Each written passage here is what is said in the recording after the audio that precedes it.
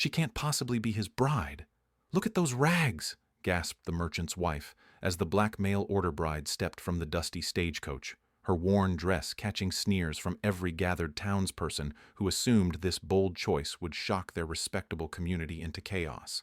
The crowd expected her swift retreat back east, crushed by frontier hardships and social rejection. But the wealthy widower waited with nervous determination, seeing opportunity where others saw scandal. Their unconventional partnership would either transform this rigid town or destroy them both, because beneath the surface opposition lurked secrets that feared educated voices and community progress. Unknown to the whispering masses, this woman's hidden talents could expose truths powerful enough to reshape everything, while her defenders' resources provided the perfect shield for change. Will their alliance survive the mounting pressure, or will the town's mysterious resistance crush their dreams before they can take root? Before we continue, comment where you are tuning in from. Perhaps we will publish a story there. The morning Chicago sun cast long shadows across the train platform as Alara Mayfield clutched her worn leather satchel. Inside lay her most precious possessions: a college diploma, teaching certificates, and carefully preserved letters of recommendation. None had secured her a position in any Eastern school. She boarded the westbound stagecoach with deliberate steps. Her trunk contained few dresses but dozens of textbooks, slate boards, and writing materials. The other passengers eyed her threadbare traveling dress with polite distance. 3 weeks earlier, she had discovered Abraham Lockwood's advertisement in the matrimonial section. Unlike others seeking housekeepers disguised as wives, his notice mentioned wanting to improve our growing community. Those 5 words had sparked her interest more than promises of comfort or security. The frontier offered what the East denied: opportunity. Marriage would provide social standing. Standing would allow her to teach. Teaching would fulfill her purpose. The stagecoach lurched to a halt in Millbrook Junction under the blazing afternoon sun. Dust swirled around wooden storefronts and hitching posts. Alara stepped down, her worn boots touching frontier soil for the first time. A small crowd had gathered near the general store, their whispers carried on the dry wind.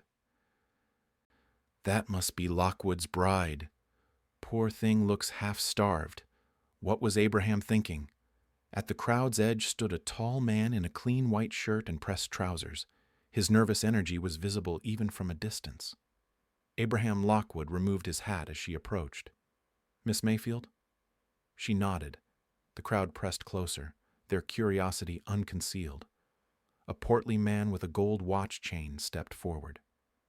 Mayor Cornelius Blackthorne's smile never reached his eyes. "Welcome to Millbrook Junction. We're always interested in meeting new residents."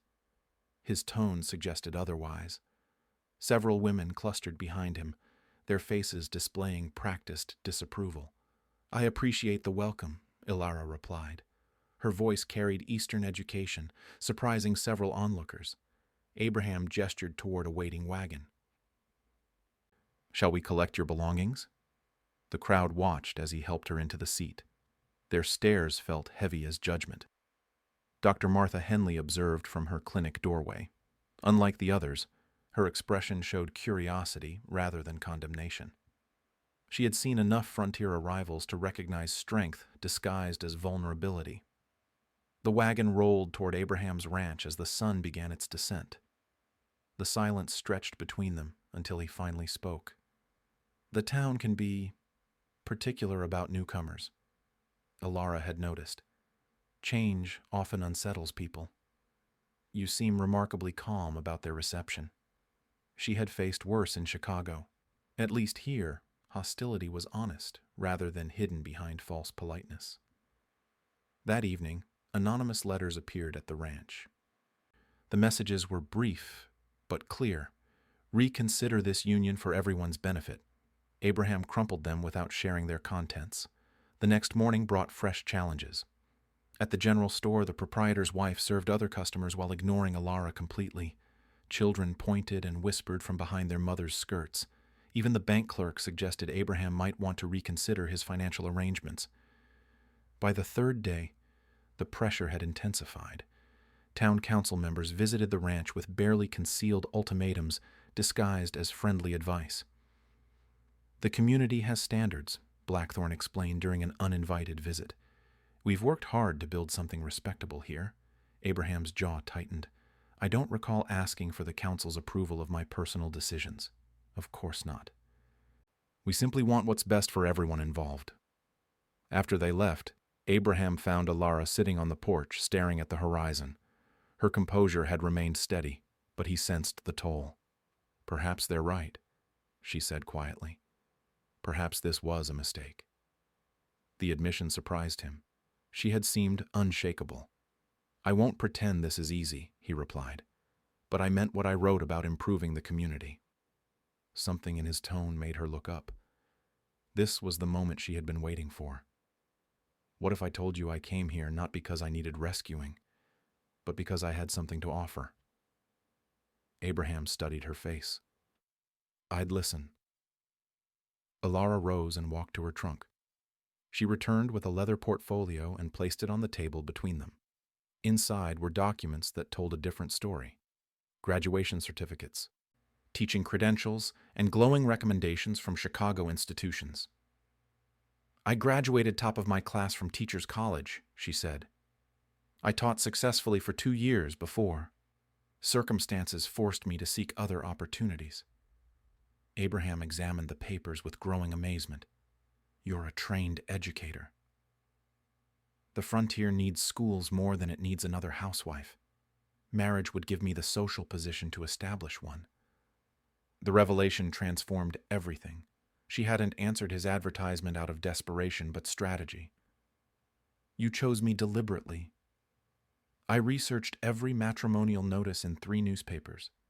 Yours was the only one that mentioned community improvement. Abraham set down the documents and looked at her with new understanding. What do you propose? A partnership. I help modernize your business operations while establishing a school for all children. We build something lasting together. The plan was audacious. It was also exactly what the community needed, whether they recognized it or not. Outside, storm clouds gathered on the horizon. The town's resistance would only intensify once they understood what Alara truly represented. Change always frightened those who profited from the status quo. Abraham extended his hand. Partners. She shook it firmly. Neither realized that their handshake had sealed more than a business arrangement. It had declared war on ignorance itself. The town council meeting convened 3 days later in the church basement. Mayor Blackthorn called it an emergency session. The subject was clear to everyone present. We have a situation that requires delicate handling, Blackthorn announced to the assembled men. Abraham's choice affects our entire community. Murmurs of agreement filled the cramped space. Outside, evening shadows crept across the dusty main street. Dr. Martha Henley had positioned herself near the back wall. As the only woman present, her attendants raised eyebrows. She ignored the stares. I suggest we approach Abraham with reason, continued the mayor. Help him understand the broader implications of his decision. Banker Coleman nodded vigorously. Property values, business relationships, social harmony. There's much at stake. The meeting lasted an hour. By its end, a delegation had been chosen to visit the ranch. The next morning, Alara noticed the children first. They gathered at the fence line, watching her tend the vegetable garden. Their curiosity outweighed their parents' warnings. A girl of perhaps 8 years approached the fence. Can you really read? I can, Alara replied, not looking up from the tomato plants. Mama says reading too much makes ladies forget their proper place. Alara smiled. Reading helps ladies find their proper place. The child considered this before skipping away. Her friends followed, whispering excitedly. That afternoon, the delegation arrived. 5 men in their Sunday clothes climbed down from 2 wagons.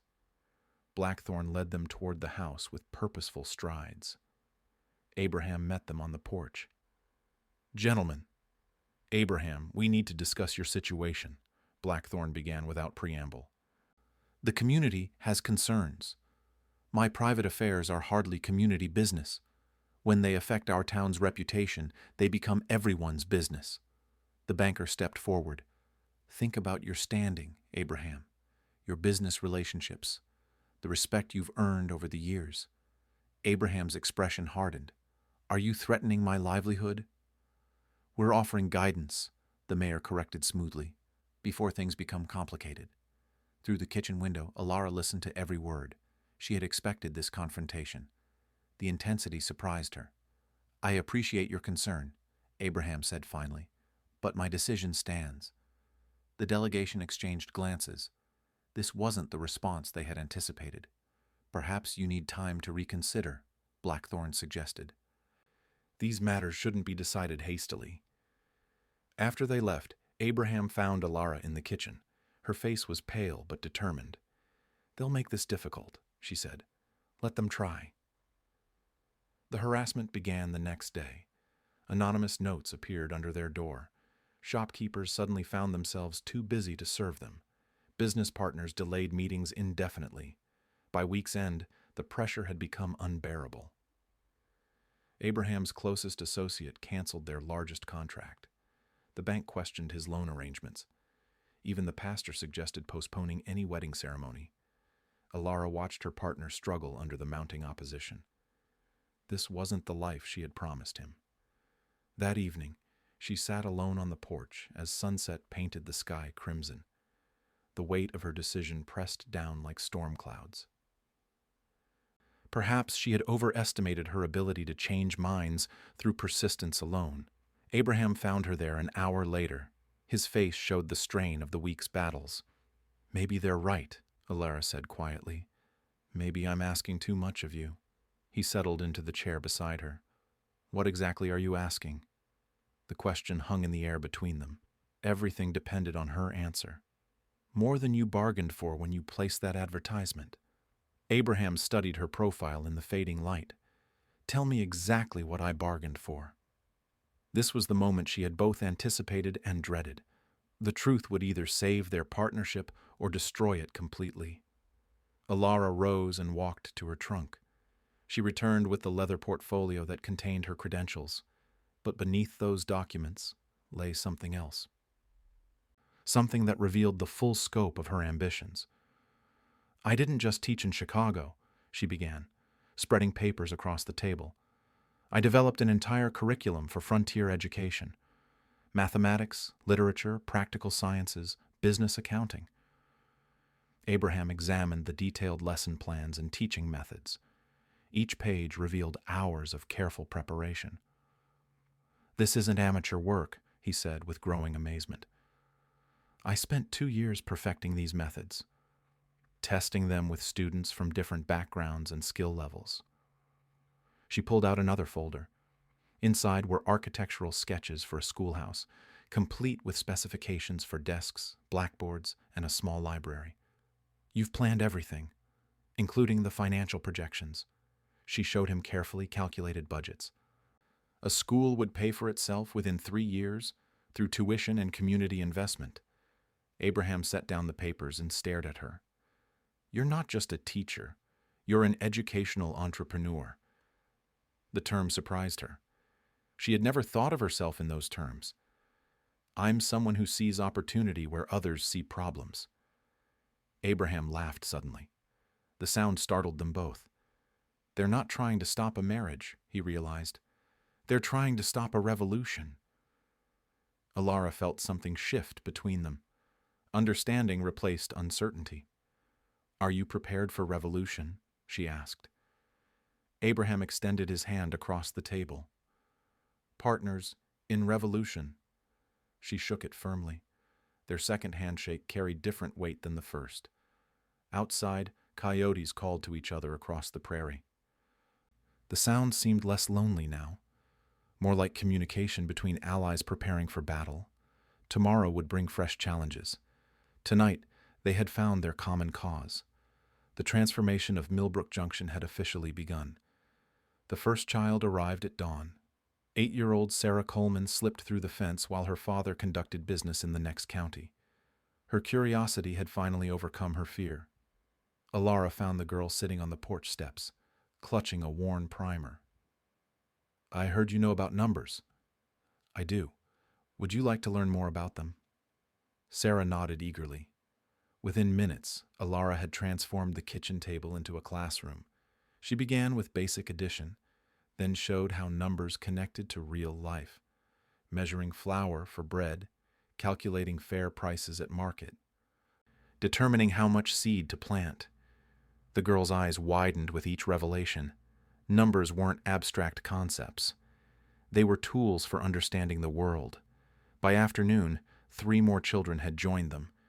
Word spread through whispered conversations and secret signals. Parents working in distant fields couldn't monitor every moment. Alara had learned these teaching methods through necessity. Chicago's overcrowded classrooms demanded innovation. Traditional rote memorization failed children who needed practical knowledge. She remembered her breakthrough moment 2 years earlier. Young Timothy Patterson, son of Irish immigrants, struggled with reading until she connected letters to his father's carpentry tools. Each wooden implement became a letter shape. Within weeks, Timothy was reading construction manuals aloud. The memory gave her confidence now. Every child learned differently. Her job was finding their particular key.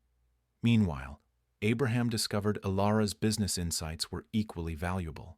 She had reorganized his record-keeping system, revealing inefficiencies that cost him hundreds annually.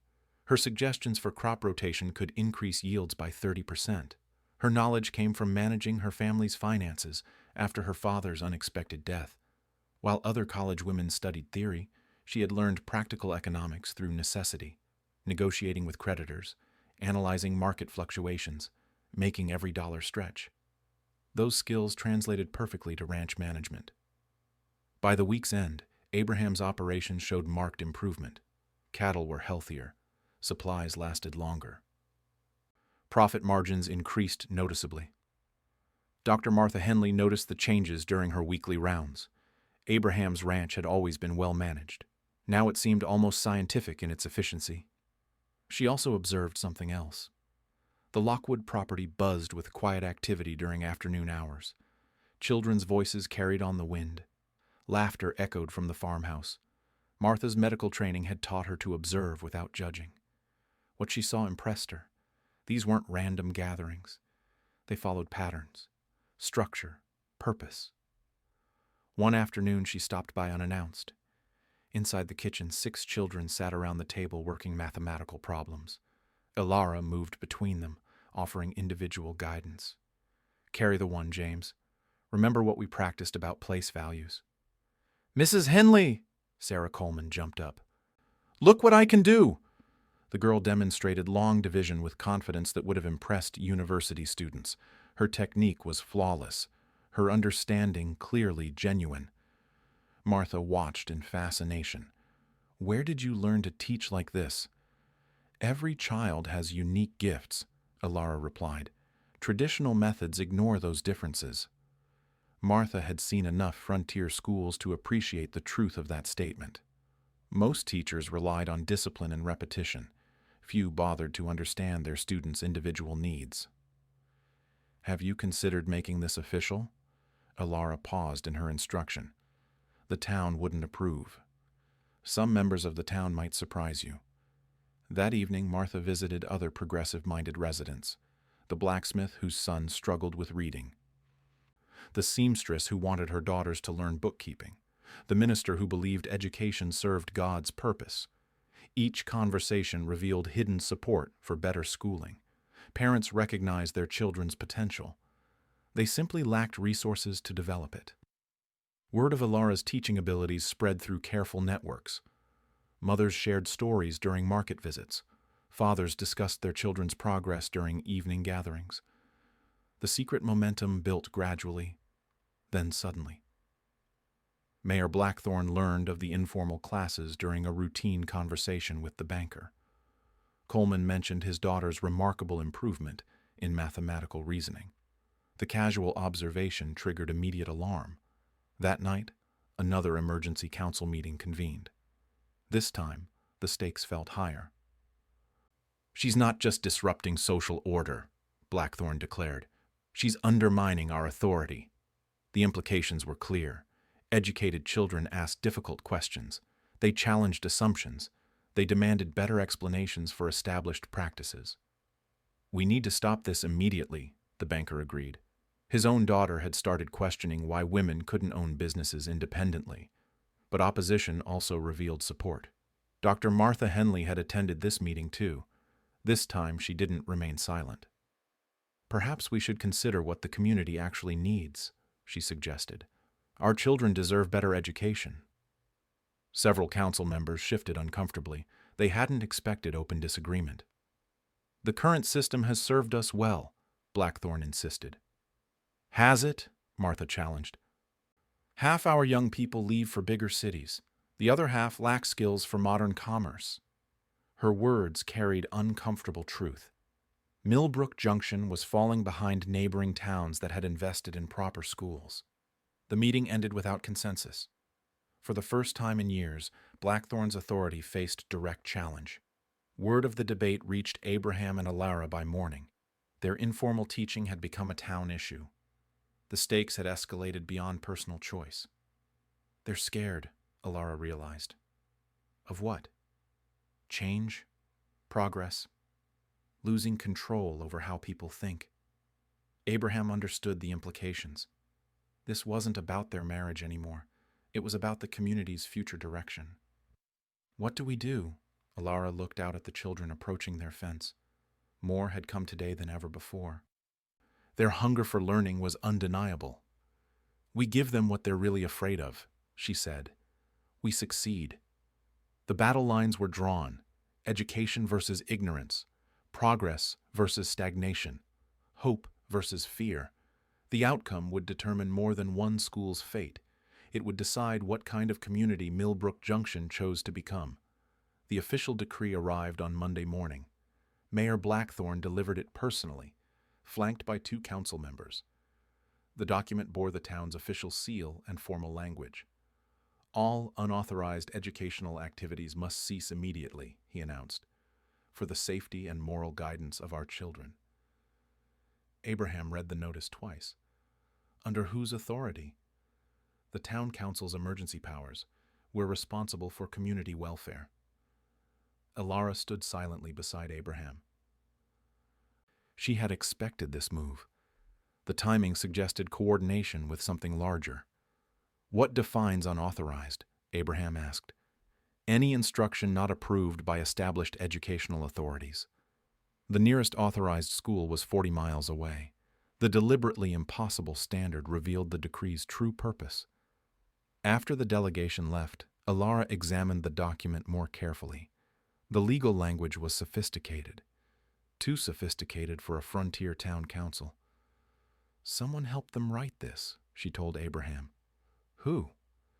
Someone with legal training or political experience. The question nagged at her throughout the day. Millbrook Junction was growing, but it remained essentially rural. Where had such expertise originated? The harassment intensified immediately. That afternoon, the Hendersons withdrew their son from informal lessons. The Kramers forbade their daughter to visit the ranch.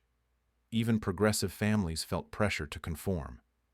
By evening, only 3 children remained. Their parents risked social isolation by continuing to support Alara's teaching.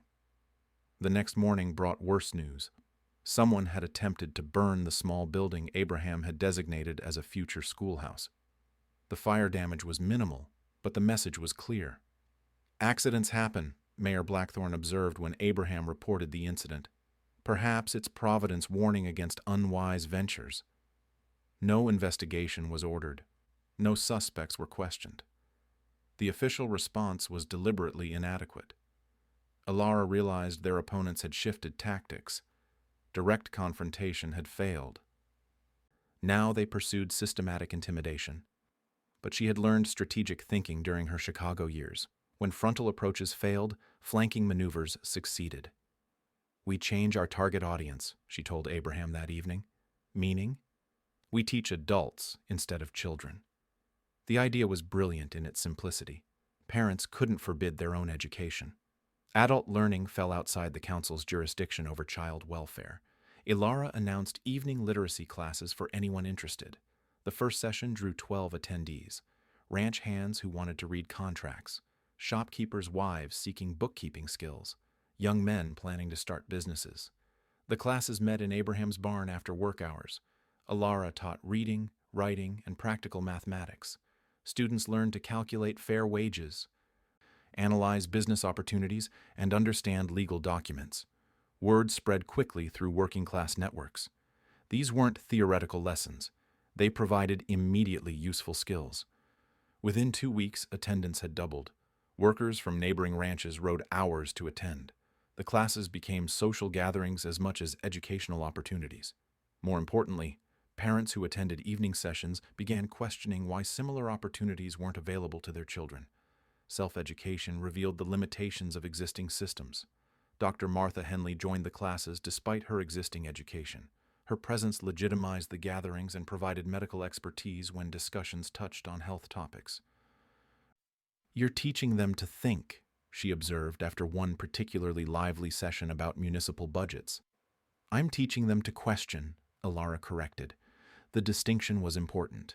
Thinking could be controlled. Questioning challenged authority itself. Mayor Blackthorne learned about the adult classes during his weekly rounds. The information troubled him more than the children's lessons had. Adults voted. They owned property. They shaped community decisions. He called another council meeting, but this time faced unexpected resistance. Several members had attended Ilara's classes themselves. They had experienced the practical benefits firsthand. "She's helping people improve their situations," Councilman Morrison argued. "Isn't that what we want?" "We want stable growth," Blackthorne replied tersely. "Not revolutionary upheaval." The word revolutionary revealed his deeper fears. Education created informed citizens. Informed citizens demanded accountability from their leaders. During the classes, Ilara began noticing irregularities in public information, budget numbers that didn't align, promised improvements that never materialized, discrepancies between official reports and observable reality. Her business training had taught her to spot financial inconsistencies. The patterns she observed suggested systematic mismanagement or worse. "Something's wrong with the town's finances," she mentioned to Abraham privately. "Wrong how?" "Money allocated for improvements isn't being spent on improvements." Abraham had served on civic committees. He knew how municipal budgets operated. Ilara's observations raised serious questions. "Are you certain? The numbers don't match the results. Either the reports are false or the money went elsewhere." They began investigating quietly. Public records were available, but accessing them required careful maneuvering. Too much interest would attract unwanted attention. Dr. Martha proved invaluable. Her medical practice gave her legitimate reasons to review town health expenditures. What she discovered alarmed her. "Funds designated for sanitation improvements were never spent," she reported. The money simply disappeared from subsequent budgets. Similar patterns emerged across multiple departments.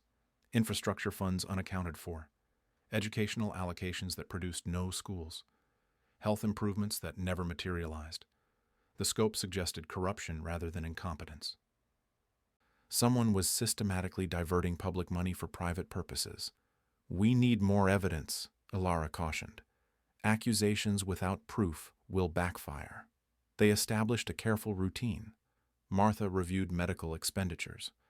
Abraham examined infrastructure records. Ilara analyzed overall budget patterns. Each piece of evidence painted a clearer picture.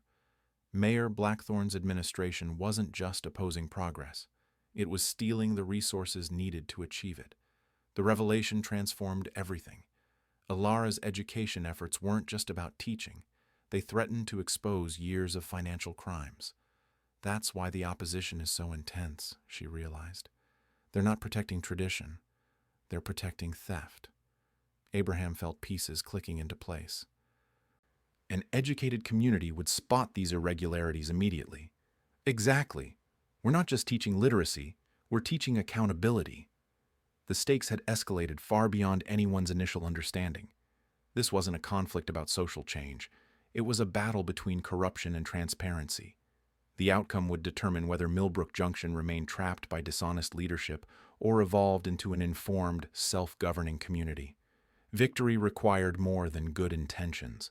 It demanded strategic precision and unshakable evidence. The evidence accumulated slowly over 3 weeks. Ilara worked methodically, cross-referencing budget documents with actual town improvements. The discrepancies formed a pattern too consistent for coincidence. School funds allocated in 1871 had vanished entirely. No building materials purchased, no teacher salaries paid. The money simply disappeared from subsequent reports. Infrastructure improvements told the same story: bridge repairs that were never completed, road maintenance that existed only on paper, water system upgrades that remained permanently delayed. Dr. Martha's medical records revealed the most damaging evidence. Sanitation funds meant to prevent cholera outbreaks had been diverted. The town's health had been compromised for profit. "We're looking at thousands of dollars," Ilara told Abraham during one of their evening reviews, "stolen systematically over multiple years." Abraham studied the carefully organized evidence. "How do we prove Blackthorn's personal involvement?" "We follow the money trail to its destination." That required accessing banking records beyond their current reach, but Ilara had noticed something during her adult education classes. Several bank employees attended her sessions. They had grown to trust and respect her. James Fletcher, the junior clerk, approached her after one particularly engaging lesson on compound interest. "Mrs. Lockwood, could I ask you something privately?" She had started using Abraham's surname to gain social legitimacy. The small deception served their larger purpose. "Of course, James. I've noticed some irregularities at work, transactions that don't seem quite right." Ilara kept her expression neutral. "What kind of irregularities?" "Large withdrawals from municipal accounts. But they're authorized by proper signatures, so I assumed they were legitimate." "Authorized by whom?" "Mayor Blackthorn and Mr. Coleman." The banker's involvement expanded the conspiracy. Coleman had been one of Blackthorn's strongest supporters against Ilara's teaching efforts. "These withdrawals concern you?" James nodded nervously. "The amounts are substantial, and they don't correspond to any public projects I'm aware of." "Would you be willing to document what you've observed?" The question hung between them.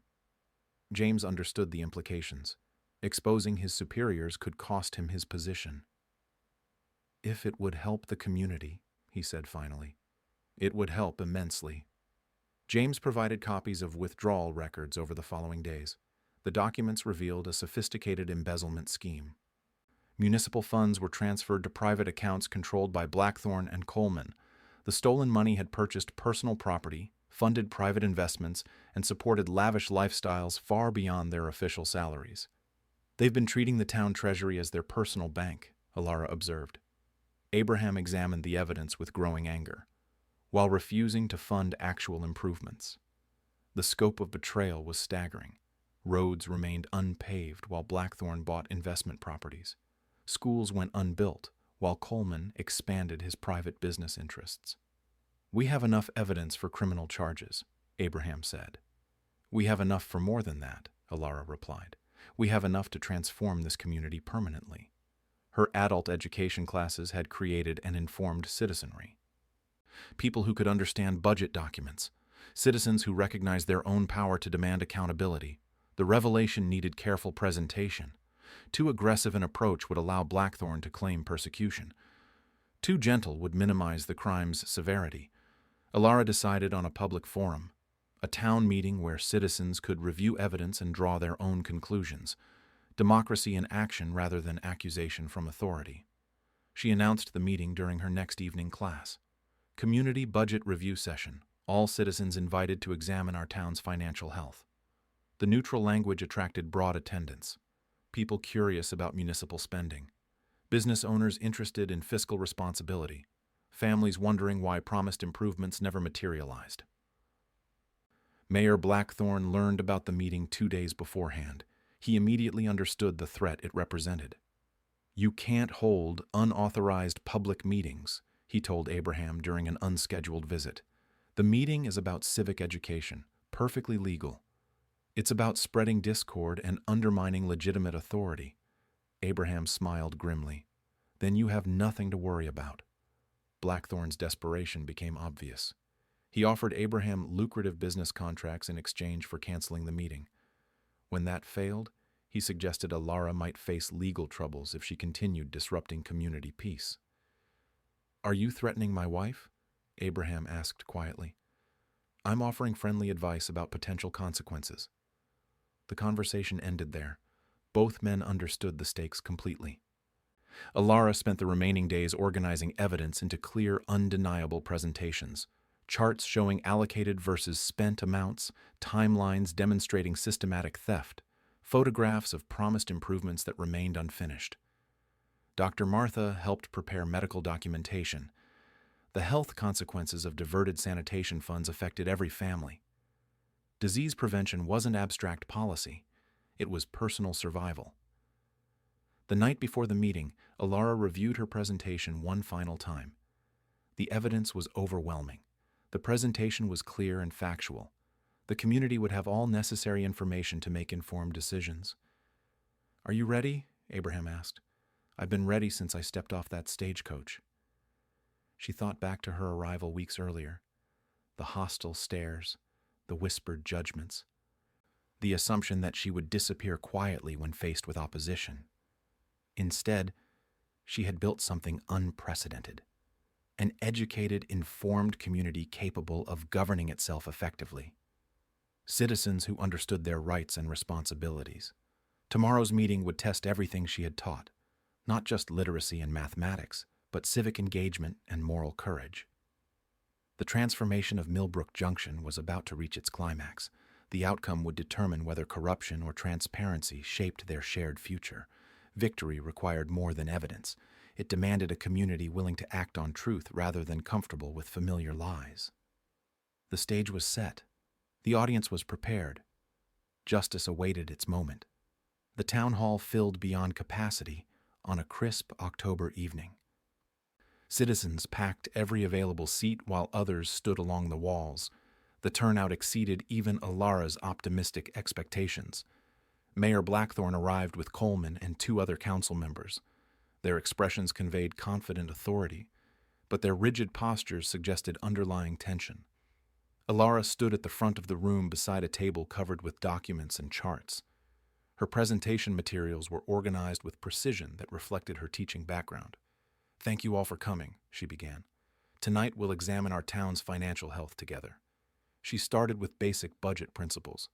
How municipal funds should flow from collection to expenditure. What accountability looked like in healthy communities. The audience followed attentively, their adult education classes having prepared them for this moment. Then came the evidence. The first chart showed school funding allocated versus actual construction. 3 years of budgeted amounts. 0 completed projects. Thousands of dollars unaccounted for. Murmurs rippled through the crowd. Parents calculated what those missing schools meant for their children's futures. The infrastructure analysis proved equally damning. Road repairs that existed only on paper, bridge maintenance that never occurred, water system improvements perpetually delayed despite full funding. Dr. Martha presented the medical evidence. Sanitation funds diverted while preventable diseases threatened community health. The personal impact silenced any remaining skeptics. "These aren't accounting errors," Alara explained calmly. "They represent systematic theft from our shared resources." She produced the bank records James Fletcher had provided. Withdrawal authorizations bearing familiar signatures. Private account deposits matching missing municipal funds exactly. The evidence was overwhelming in its clarity and undeniable in its implications. Mayor Blackthorn rose from his seat. "These are serious accusations based on incomplete information." "The information is completely documented," Alara replied evenly. "Would you like to review the source materials?" She gestured toward the evidence table. Blackthorn approached reluctantly, Coleman following close behind. Their examination lasted several tense minutes. The crowd waited in absolute silence. "There must be explanations for these apparent discrepancies," Blackthorn said finally. "Please share them," Dr. Martha invited. Blackthorn's composure began cracking under scrutiny. His usual authoritative demeanor gave way to defensive stammering. Municipal finance is complex. Citizens can't be expected to understand every nuance. The condescending response backfired spectacularly. These weren't ignorant peasants anymore. They were educated community members who recognized evasion when they heard it. "We understand theft," called out James Fletcher from the back, "and we understand betrayal." His public support surprised everyone, including himself, but the evidence demanded moral courage from ordinary citizens. Coleman attempted damage control. Perhaps mistakes were made. Financial management isn't perfect. Mistakes? Abraham stood up. "You've stolen enough money to build 2 schools and repair every road in town." The crowd's mood shifted perceptibly. Murmurs became angry voices. Questions became demands for accountability. Blackthorne played his final card. "This woman has poisoned your minds against legitimate authority. She's an outsider seeking to destroy our community's stability." The desperate appeal to prejudice fell flat. These citizens had experienced Alara's dedication firsthand. They knew her character through her actions. "She's taught us to read our own budget," Mrs. Henderson declared, "something you apparently hoped we'd never learn." The meeting transformed into an impromptu trial. Citizens presented questions. Officials offered inadequate answers. Evidence spoke louder than authority. A motion was made to remove Blackthorne and Coleman from office immediately. The vote wasn't even close. Overwhelming community support demanded their resignation. "You can't do this," Blackthorne protested. "There are proper procedures." "We are the proper procedure," replied the blacksmith. "We're the citizens you've been robbing." Dr. Martha was nominated as interim mayor pending formal elections. Her medical service had earned universal respect. Her support for education aligned with community priorities. Coleman attempted to flee that evening, but was detained by concerned citizens who escorted him back to face justice. The stolen funds would be recovered through legal proceedings. Within days, transformation began accelerating. Recovered money funded immediate infrastructure repairs. Plans for the long-promised school moved from dreams to blueprints. Alara was unanimously selected as the school's first official teacher. Her innovative methods would shape an entire generation of educated, engaged citizens. The marriage ceremony took place 2 weeks later in the newly constructed schoolhouse. The entire community attended, celebrating not just a union, but their collective victory over corruption. Abraham and Alara's partnership had evolved into genuine love built on mutual respect and shared purpose. Their alliance had become the foundation for lasting change. Dr. Martha won the mayoral election by acclamation. Her first official act was establishing a citizen oversight committee to prevent future financial abuse. James Fletcher was promoted to head cashier after his courage in exposing the embezzlement scheme. His example inspired other employees to prioritize community welfare over personal security. The school opened on a bright spring morning with 47 enrolled students. Children who had been denied education for years finally had access to quality instruction. Alara stood before her first official class, remembering her arrival 8 months earlier. The hostile stares had been replaced by grateful smiles. The whispered judgments had become expressions of appreciation. "Today we begin our journey together," she told her students. "Education is the foundation of freedom." Outside the schoolhouse windows, construction crews repaired roads using recovered municipal funds. The bridge project resumed after years of delay. Clean water flowed through upgraded pipes. The transformation extended beyond infrastructure. Citizens attended town meetings regularly. Budget reviews became routine rather than revolutionary. Accountability became the community standard. Visitors from neighboring towns arrived to study Millbrook Junction's remarkable turnaround. Alara's teaching methods were adopted in schools throughout the territory. The mail-order bride who had arrived in rags had become a regional education leader. Her story inspired similar reforms across the frontier. Abraham's ranch prospered under their continued partnership. But their greatest achievement was the community they had helped create, a place where merit mattered more than prejudice, where education empowered rather than threatened, where citizens governed themselves with wisdom and integrity. The evening sun cast long shadows across the bustling town square as another successful day concluded in Millbrook Junction.